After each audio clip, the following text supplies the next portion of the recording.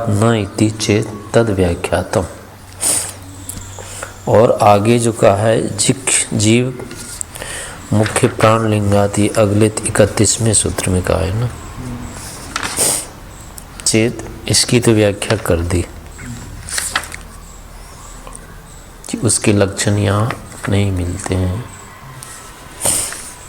इति सूत्रम कारण त्रय निराकरणाय उपस्थाप्यते। 31वां सूत्र जो है ये 3 कारण इसमें दिए न उत्तर के रूप में, इन 3 कारणों से नहीं हो सकता है।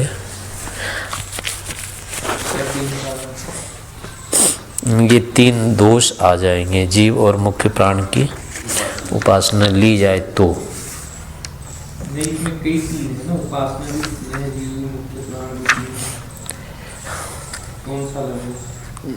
इति व्याख्यातम इति सूत्रम, ये जो सूत्र है कारणतय निराकरणाय उपस्थाप्यते, इन 3 कारणों की उपासना के लिए बनाया जाता है ये सूत्र।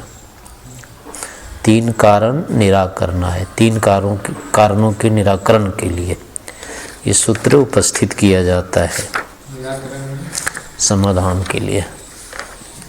3 कारण होते हैं अगर जीव मुक्त प्राण को ब्रह्म लक्षण वाला। हाँ, तो 3 प्रकार के यानी दोष हो जाएंगे न मानने में। ये 3 कारण है। तच्चात्र वही यहाँ पर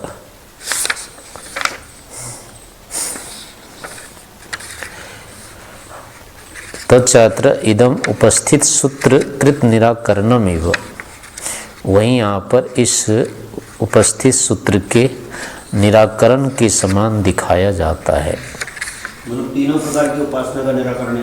हाँ, उपस्थित सूत्र कृत अर्थात 31वें सूत्र में किए हुए निराकरण के समान, यहाँ शंकर के द्वारा सूत्र की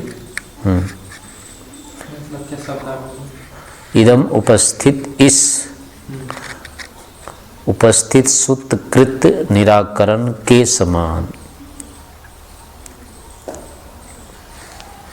दिखाया जाता है। यहाँ पर जो सूत्र का करना है वो निराकरण के समान है। इस सूत्र की रचना हाँ निराकरण के समान है, लेकिन शंकर भाष्य में क्या है, ये हो सकता है ऐसा दिखा दिया इन्होंने, जबकि सूत्र में था कि नहीं हो सकता है। सूत्र में तो ये दिखाया है। नहीं, इनकी जो दो प्रकार की व्याख्या थी ना, पहली तो व्याख्या है तीन प्रकार के हो निराकरण परक हो गया। हाँ, पहला तो हो गया ठीक। और दूसरी जो व्याख्या है उसमें मान लिया उपासना की विधान परक। हाँ, ऐसा भी हो सकता है, ऐसा भी हो सकता है। तो कोई दोष नहीं आएगा। तो अंतर क्या है? तो उसी के यानी 3 प्रकार की उपासना हो सकती है, ये बात कह करके ब्रह्म की उपासना नहीं है, ये जो कहना चाह रहे हैं, ऐसा कहना चाह रहे हैं, ये वो ठीक नहीं है। यानी समाधान जो किया है ना, तो समाधान में ही विधि कर दी। मतलब इसमें हाँ, कहना चाहिए था वो नहीं हो सकती उपासना, लेकिन उसको कह दिया कि हो भी सकती है, तो वो निराकरण नहीं हुआ ना, जबकि सूत्र में निराकरण ही है। 3 प्रकार की उपासना नहीं हो सकती है। मतलब दोनों पक्ष उन्होंने रख दिया ईश्वर की। हाँ, तो सूत्र का आशय नहीं हुआ ना फिर वो। सूत्र का आशय तो है कि नहीं होना चाहिए, नहीं होती है। जड़ पूजा का भी निर्देश करते हैं हाँ साथ में। तो ये दोष हो गया इसमें। तब उपासना 3 प्रकार की उपासना विधान परक व्याख्यान शंकर भाष्य में मिथ्या ही है, ऐसा जानना चाहिए।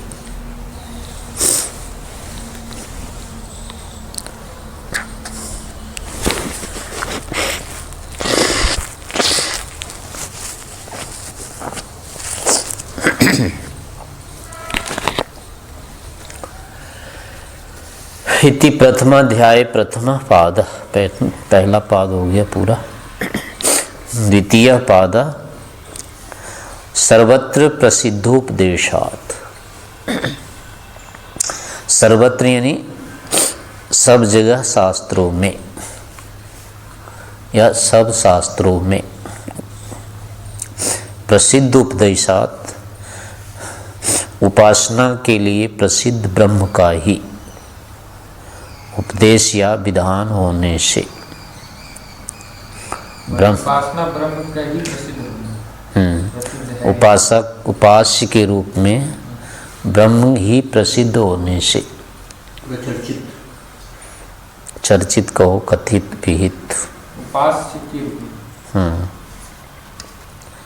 प्रसिद्ध ब्रह्म का ही उपदेश या विधान होने से।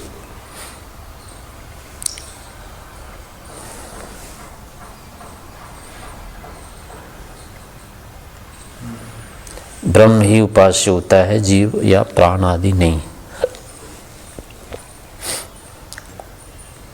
अथवा प्राण शब्द ब्रह्म का वाचक है, ये भी हो सकता है। वैसे यही लेना चाहिए, ब्रह्म ही उपास्य होता है, अन्य कोई नहीं।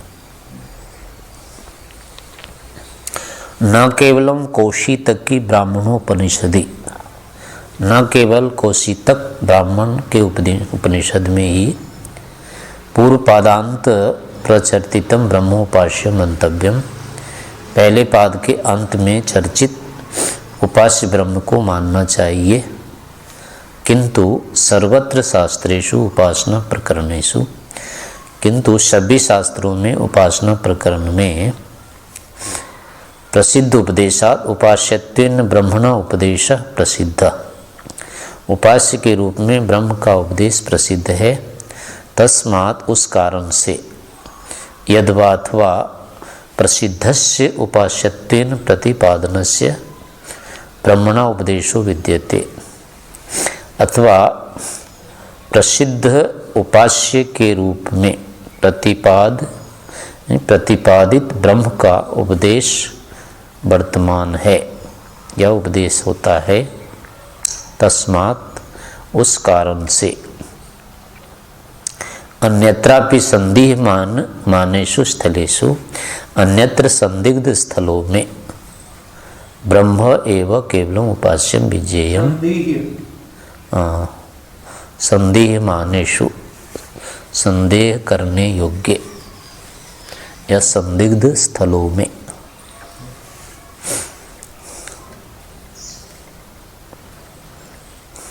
ब्रह्म ही केवल उपास्य जानना चाहिए। तद यथा जैसे सर्वं खलु इदं ब्रह्म तज्जलानिति शांत उपासीत, सर्वं खलु इदं यह सारा ब्रह्म ब्रह्म है, तत् उस जल अनीति जो उत्पन्न होता है, लीन होता है और अनीति श्वास लेता है, उस तज्जलान को शांत उपासित, तज्जलान को छोड़ करके शांत होकर के ब्रह्म की उपासना करे। जलान मतलब ब्रह्म का अर्थ है ये। सर्वम खलु इदम ब्रह्म तज्जलान, जलान मतलब बहुद्वितीय का बहुवचन नहीं है ये, जल अन बराबर जलान, नपुंसक लिंग में ही है, अथवा मतलब उत्पन्न, हाँ, ज मने जायते, ल मने लियते, अन मन अनिति, अन मतलब प्राणीते, जायते प्राणीति, अन मने श्वास लेना, अनीति, अन मने श्वास प्रश्वास लेना छोड़ना, अन्न श्वसने,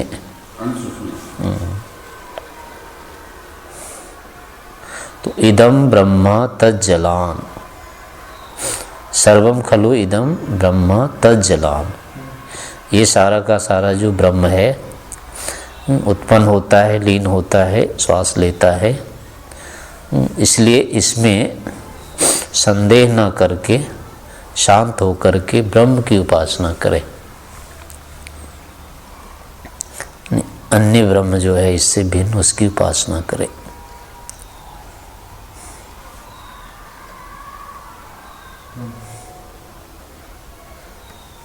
अथ खलु क्रतुमय पुरुष, क्योंकि ये जो पुरुष है ये क्रतुमय है, कर्ममय होता है।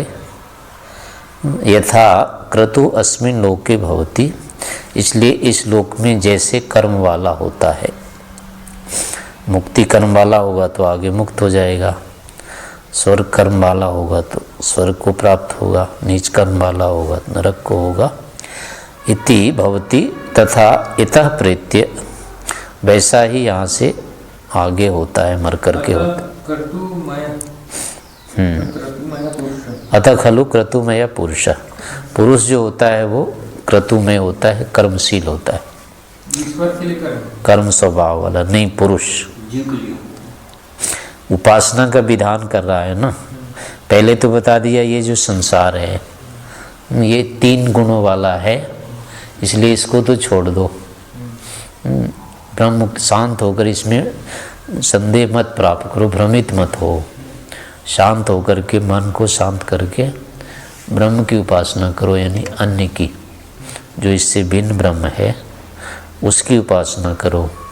और क्यों करें उसके लिए बताया कि पुरुष का ऐसा स्वभाव है वो कर्मशील होता है, कर्म स्वभाव वाला, और जैसा इस जन्म में करता है वैसे आगे होता है। तो इसलिए इस जन्म में अगर वो उपासनाशील होगा तो अगले जन्म में वो मुक्त रहेगा, नहीं तो जिस कर्म वाला होगा अगला जन्म उसको वैसे ही हो जाएगा। इसलिए बता दिया उसका स्वभाव भी यथा अध खलु क्रतुमय पुरुष, पुरुष जो होता है कर्मशील होता है। यथा क्रतु अस्मिन् लोके भवति, इस लोक में जैसे कर्म वाला होता है। तथा इतः प्रेत्य भवति, यहाँ के बाद यहाँ से मर करके वैसा ही होता है। सक्रतुम कुर्वीत, इसलिए वैसा कर्म करे जो अगले जन्म में जैसा होना चाहे। तो अत्र वाक्य करे, सक्रतुम कुर्वीत, इसलिए वह कर्म करे। क्रतुम कर्म।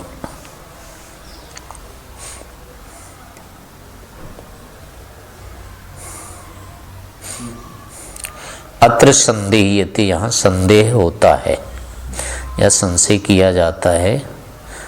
यद कि अत्र उपासित, ये जो शब्द है उपासित क्रिया या उपास्यम किम वस्तु, यहाँ वाक्य में जो है शांता उपासित, तो इस क्रिया वाक्य का क्या उपास्य वस्तु है, इस क्रिया का उपास्य क्या है। करें 2 हो सकते हैं। इदम सर्वम जगत उपास्यम यद्वा स्वरूपम उपास्यम, यहाँ पूरा जगत उपास्य है अथवा अपना क्रतुमय स्वरूप, किसकी उपासना, दोनों ही उपास्य हो सकते हैं। स्वस्वरूपम उपास्य, यानी अपने स्वरूप को जानने का प्रयास करे, संसार को छोड़ करके, अथवा संसार के गुणों को दिखाया तो उसकी उपासना करे, उसको ही जानने का प्रयास करे। क्या करे, दोनों हो सकते हैं।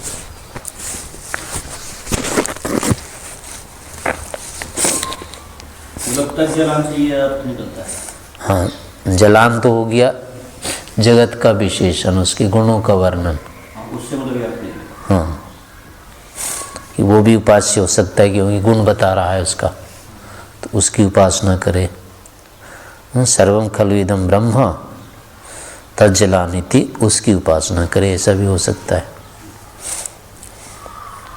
और आगे बता दिया कि ये क्रतुमय है, इस कारण से अपनी उपासना यानी अपना कर्म करे, अपनी उपासना करे। तो क्या हो सकता है या और कुछ उपास्य है। तो कह रहे हैं अत्र उभयम ही वाक्य अस्मिन् उपलभ्यते सर्वम खलु इदम इति वचनेन, यहाँ दोनों ही वाक्य में यहाँ दोनों ही उपलब्ध हो रहे हैं। एक तो सर्वम खलु इदम, इस वचन से जगत की प्राप्ति हो रही उपास्य के रूप में, और क्रतुमय पुरुष इति कथन, इस कथन से अपने रूप की प्राप्ति हो रही है उपास्य के रूप में। तो कह रहे हैं अत्र प्रतिविधीयते, यहाँ दोनों का खंडन किया जाता है। न खलु जगत उपास्यम नैव च स्वस्वरूपम उपास्यम, ना ही जगत यहाँ उपास्य के रूप में है, ना ही अपना स्वरूप उपास्य है, अपितु केवलम ब्रह्म एवं उपास्यम, केवल ब्रह्म ही उपास्य होता है और कोई नहीं होता। कुतः, कैसे? यतः, जिस कारण से कि सर्वत्र शास्त्रेषु उपासना प्रकरणेषु, शास्त्रों में सर्वत्र उपासना प्रकरण में ब्रह्म एवं उपास्यम विधीयते, ब्रह्म ही उपास्य है ऐसा विधान किया जाता है। तो अवगरें किमर्थम तरी सर्वम खलु इदम वचनेन जगत वर्णनम, सर्वम खलु इदम, इस वचन से जगत का वर्णन क्यों किया, फिर क्या जरूरत थी? अथ कथम ही क्रतुमय पुरुष कथनेन जीव वर्णनम, और पुरुष क्रतुमय है इस कथन से जीव का वर्णन क्यों किया? ब्रह्म का करना चाहिए था, उसको तो छोड़ दिया। उच्यते, इसका उत्तर दे दिया जाता है कि सर्वम खलु इदम इति कथनम तु, सर्वम खलु इदम ये जो कथन है, तज्जलान इति जगतो विवरणार्थम, तज्जलान इसके द्वारा जगत का विवरण देने के लिए है, जगत को बताने के लिए है कि यत् इदम सर्वम जगत तस्मात् ब्रह्मणो जातम, ये सारा जो जगत है उसी ब्रह्म से उत्पन्न हुआ है, ये बताना था उसको।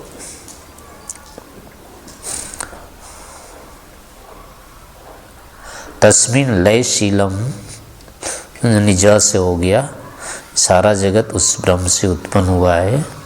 तस्मिन लयशीलम, उसमें लयशीलन लय होता है, और तस्मिन अनीति चेती, और उसी में श्वास लेता है, पलता है ये। तदत्र नाना विधे जगति, तो यहाँ अनेक प्रकार के जगत में मनुष्यो न विभ्रमम गच्छेत, मनुष्य भ्रांति को न प्राप्त होवे, किंतु शांतः सन, शांत होकर के, निस्संदेह होकर के, अस्य जगतः कारण रूपम, इस जगत का कारण रूप ब्रह्म अविस्मरण, ब्रह्म को न भूलते हुए, तदेव उपासित, उसी की उपासना करे।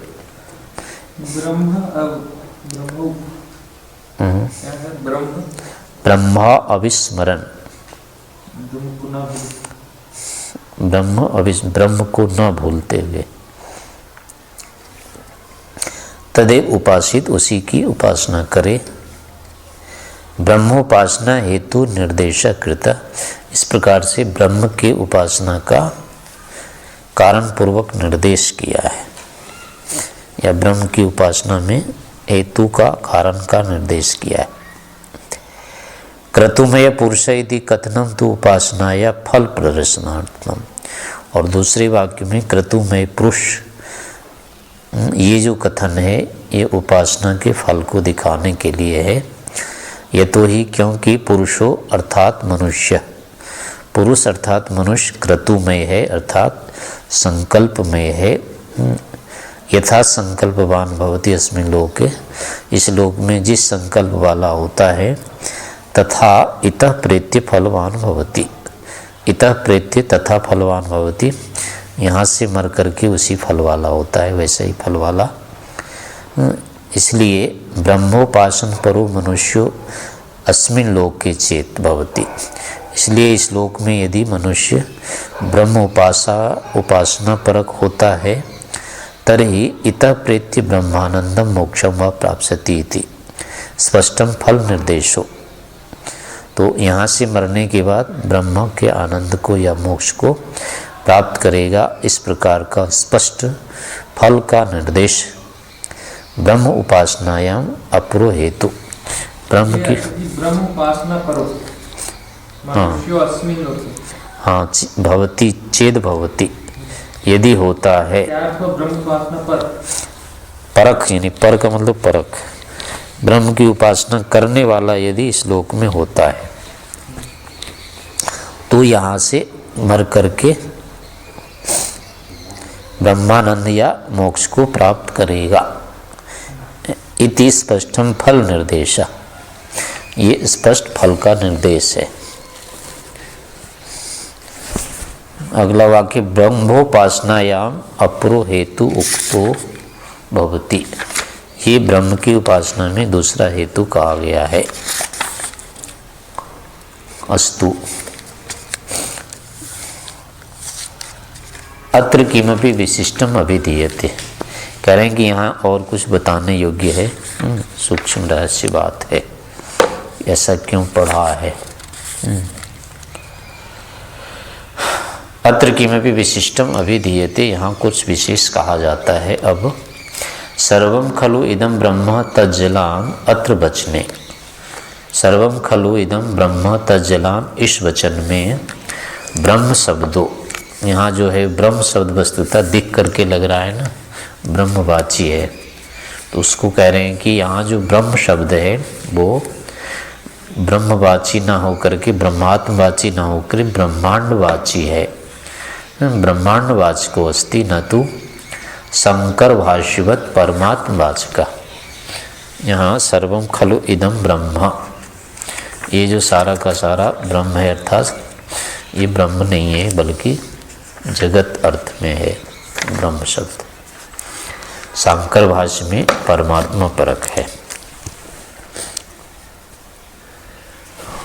यदि ही अत्र ब्रह्म शब्द परमात्मा वाचक स्यात्, यदि यहाँ पर ब्रह्म शब्द ईश्वर वाचक होता या होवे, न तदा तब नहीं सर्वत्र प्रसिद्धोपदेशात् इति सूत्र अवसरो, फिर सर्वत्र प्रसिद्धोपदेशात् इस सूत्र को कहने का अवसर नहीं था, ऐसे कहने की अपेक्षा नहीं थी।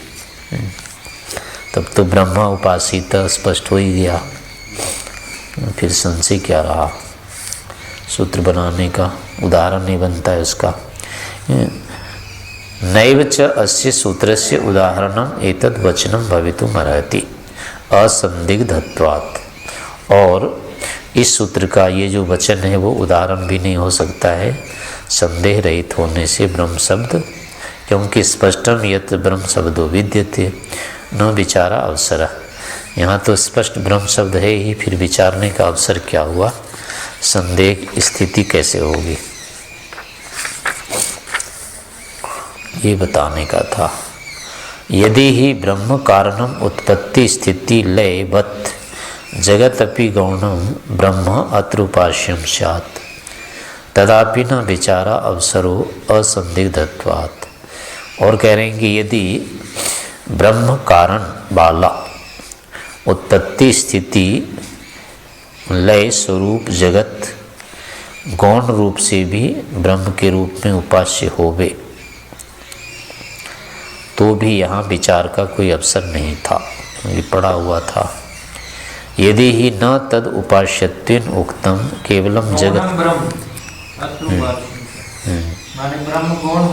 गौण रूप में ब्रह्म, जगत ही गौण रूप में ब्रह्म कथन से उपास्य हो जावे, तो भी यहाँ विचारने का अवसर नहीं था संदेह रहित होने से। है तो ब्रह्म ही है, फिर भी मुख्य रूप से ब्रह्म होगा, यहाँ गौण रूप से ब्रह्म हो गया, तो भी विचारने की कोई बात नहीं थी। यदि ही न तद उपास्यत्वेन उक्तम, यदि वो उपास्य के रूप में नहीं कहा, केवलम जगत अपि गौण भावेन ब्रह्म निर्दिष्टम, यदि यहाँ जगत भी गौण रूप में ब्रह्म के रूप में निर्दिष्ट है, तरहि तो भी अनुपयोगत्वात्, उपयुक्त न होने से एतत् निर्देशनम निरर्थकम भवेत्, इस प्रकार का निर्देश जो है वो निरर्थक होता है। यहाँ अनुपयोग होने से, अनुपयुक्त होने से, यहाँ निर्देशन करना उसका निरर्थक था, उदाहरण ही नहीं देना था इसका।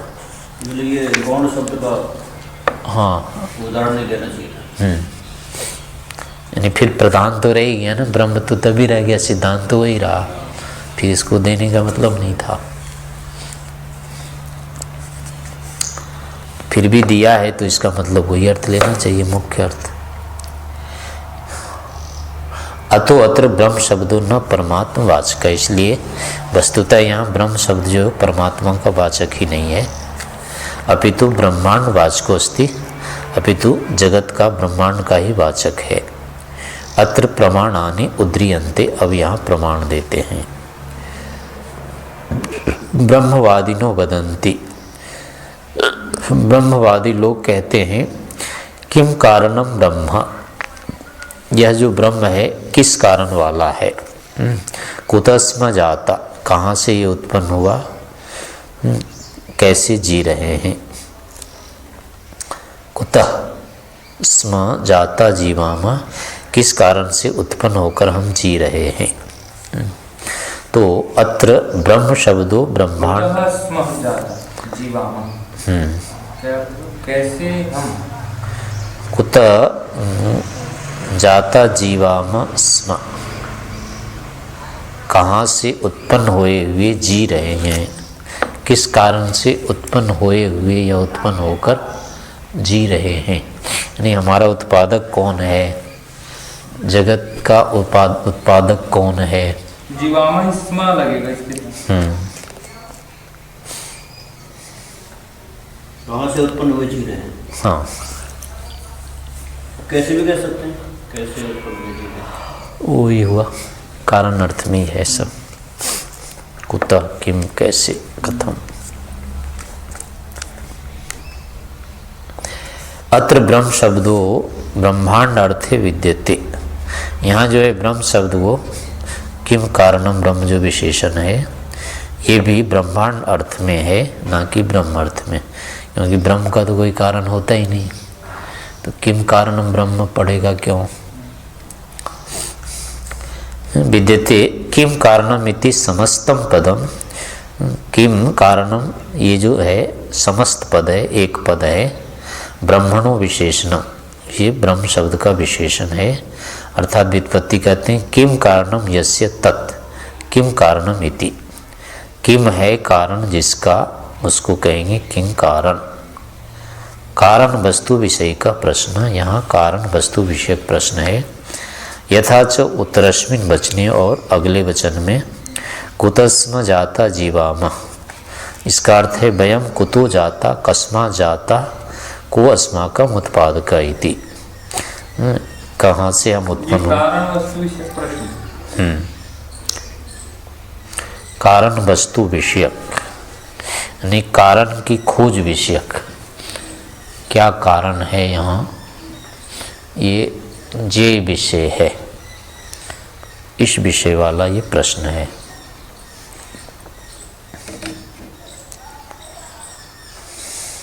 ये होता है जी जीवात्मा विषय प्रश्न हो गया ना, जीवात्मा विषय प्रश्न दूसरा वाला, ऊपर वाला हो गया कारण विषयक, दोनों ही है ना।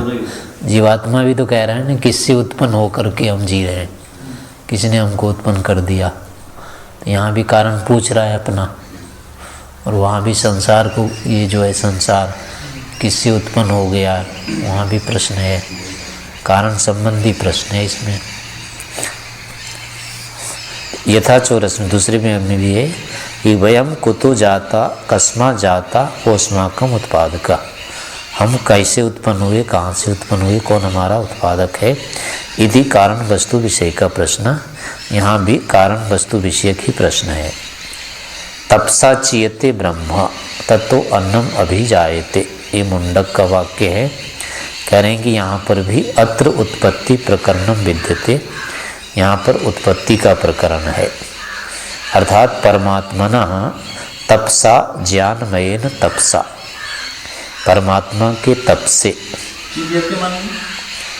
चीयते माने संग्रह किया जाता है, चित्र विचित्र बनाया जाता है, विचित्र रूप में बनाया जाता है। तप के द्वारा चीयते ब्रह्मा, तप के द्वारा ब्रह्म बनाया जाता है। ततो अन्नम, उससे अन्न उत्पन्न होता है। ब्रह्म को बनाया जाता है। तप से ब्रह्म को चीयते बनाया जाता है। ब्रह्म यहाँ पे अन्न का वचन है। यहाँ बनाया जा रहा है ना, यहाँ ब्रह्म का कारण तप है। तपसा चीयते ब्रह्मा, तप से ब्रह्म चीयते यानी चित्रित किया जाता है, चित्र विचित्र बनाया जाता है, संग्रह इकट्ठा किया जाता है। और उस ब्रह्म से फिर अन्न उत्पन्न होगा। हाँ, और तस्मात् ततो, उस ब्रह्म से अन्न उत्पन्न होता है। अन्नम अभिजायते। मुंडक उपनिषद है, वहाँ देखो खोल के देख लेना। उसी को समझा रहे हैं ये कि यहाँ कैसे इसका अर्थ है, यानी ब्रह्म यहाँ ब्रह्मात्मा अर्थ में नहीं है। ब्रह्म थोड़ी तप से उत्पन्न होगा। हाँ, तप यहाँ ब्रह्म अर्थ वाला है। इसको समझाना चाहिए। हाँ, अब कह रहे हैं कि तप ब्रह्म कैसे है, तो कह रहे हैं परमात्मनः तपसा, तप अर्थात परमात्मा के तप से, तपसा अर्थात ज्ञान में। उत्पत्ति प्रकरणम, यहाँ उत्पत्ति का प्रकरण है। हाँ, अत्र उत्पत्ति प्रकरणम विद्यते, यह उत्पत्ति का प्रकरण है।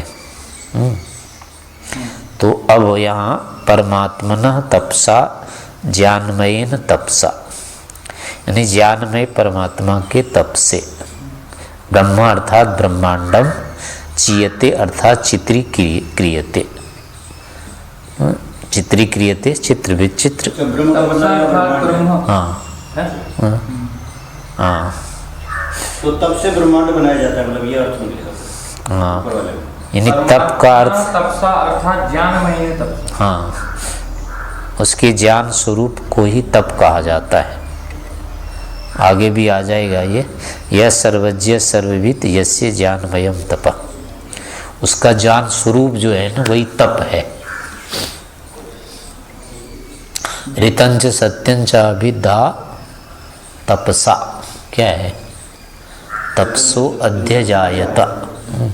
वहाँ तप का अर्थ क्या है, ज्ञान में सामर्थ्य से, यानी ईश्वर से ये हो, तो वहाँ तप का अर्थ ईश्वर है। तो ये फिर अच्छा जी ऊपर वाले में, तो यहाँ तप का मतलब अगर ईश्वर है तो नीचे में जो ब्रह्म है उसका अर्थ ब्रह्मांड होगा। हाँ, इसीलिए हो गया। हाँ, वो निर्मित होने से कर्म हो गया ना उसका, वो कर्ता हो गया। तो उसी को यहाँ कह रहे हैं कि तप से अर्थात ज्ञानमय तप से ब्रह्म अर्थात ब्रह्मांड चीयते अर्थात चित्रीक्रियते, अर्थात सूक्ष्म रूपेण रूप्यते, सूक्ष्म रूप में किया जाता है। ततो अन्नम अर्थात अदनीयम, खाने योग्य, प्राणी नाम भोग्यम वस्तु जातम उत्पद्यते, उसी से प्राणियों के खाने योग्य भोगने योग्य वस्तुएं उत्पन्न होती हैं। ये जो अर्थ है अन्नम अर्थात अदनीयम, इस मतलब इस वाक्य का अर्थ उपनिषद में तो नहीं होगा, वो कहीं दूसरी जगह लिखा होगा। वहाँ पर यही अर्थ होगा ना, शब्दार्थ दे रहे हैं ना, ऐसे लेना चाहिए वहाँ भी। अब कह रहे हैं कि ज्ञान में तप उसका कैसे है, तप का अर्थ ज्ञान में कैसे किया उसका प्रमाण दे रहे हैं। यह सर्वज्ञ सर्वविद तत्व अन्नम अर्थात अदनीयम, उससे अन्न अर्थात खाने योग्य अर्थात भोग्यम, प्राणी नाम भोग्यम वस्तु, प्राणियों के भोगने योग्य जो वस्तु है। अन्न का अर्थ यानी प्राणी के भोगने की वस्तु। ततो अन्नम ततो भोग्यम अभिजायते उत्पद्यते। अब कह रहे हैं कि ज्ञान, वहाँ तप का अर्थ ज्ञान में कैसे है या ईश्वर कैसे है, तो इसमें प्रमाण मुंडक का दे रहे हैं कि वो बता रहा है कि तप क्या चीज़ है। तो कह रहे हैं यह सर्वज्ञ सर्वविद, जो सर्वज्ञ है, सबको प्राप्त करने वाला है, जिसका ज्ञानमयम तप, जिसका ज्ञान स्वरूप तप है। तस्माद् एतत्, उसी से यह ब्रह्म नाम रूपम अन्नम च जायते, यह ब्रह्म नामक रूप और अन्न उत्पन्न होता है। तो यहाँ भी ब्रह्म शब्द है। अत्रापि सर्वज्ञात सर्वविदो ज्ञानमय तपस्विना, यहाँ भी सर्वज्ञ सर्वविद ज्ञानमय तप से अर्थात ईश्वरात ईश्वर से नाम रूपात्मकम ब्रह्मांडम जायते, नाम और रूप स्वरूप वाला, नाम और रूप दो रूप हैं इसके, इन दोनों रूपों वाला ब्रह्मांड उत्पन्न होता है। इति स्पष्टम उक्तम भवति, यहाँ तो स्पष्ट कहा गया है। इसलिए ब्रह्म शब्द को केवल ईश्वर अर्थ में नहीं लिया जाता है, जगत अर्थ में भी होता है वो। दयानंद स्वामिना अपि ब्रह्मांड अर्थे ब्रह्म शब्द प्रदर्शिता, स्वामी दयानंद ने भी ब्रह्म शब्द को ब्रह्मांड अर्थ में दिखाया है। ब्रह्मणा अर्थात बृहतो जगता, ये अर्थ किया है उन्होंने ऋग्वेद में। एवं बहुभी प्रमाणे सिद्धम यत्, इस प्रकार अनेक प्रमाणों से यह सिद्ध है कि सर्वं खलु इदं ब्रह्म तज्जलान। अत्र ब्रह्म शब्द, यहाँ जो ब्रह्म शब्द है ब्रह्मांड वाचक अर्थात जगत वाचक, ब्रह्मांड वाचक है अर्थात जगत वाचक है। तस्माद् एव इदं वचनम, इसी कारण से जो यह वचन है सर्वं खलु इदं ब्रह्म तज्जलान उपासित शांत उपासित, वचनम संदिग्धम संदिग्ध होता हुआ, उपासनायाम विचारणीयत्वात्, उपासना में विचारणीय होने के कारण से, उदाहरणत्वेन उपादीयते सूत्रे, सूत्र में उदाहरण के रूप में दिया जाता है। वस्तुतः सूत्र में तो कोई संकेत नहीं है इसका।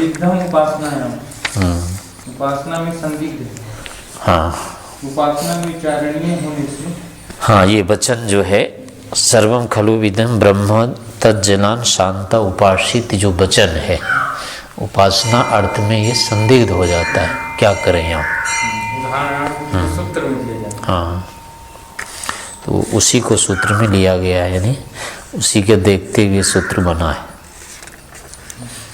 कि इसलिए जो प्रसिद्ध है वस्तुतः उसी की करो, भ्रांति वाले को छोड़ दो। ओ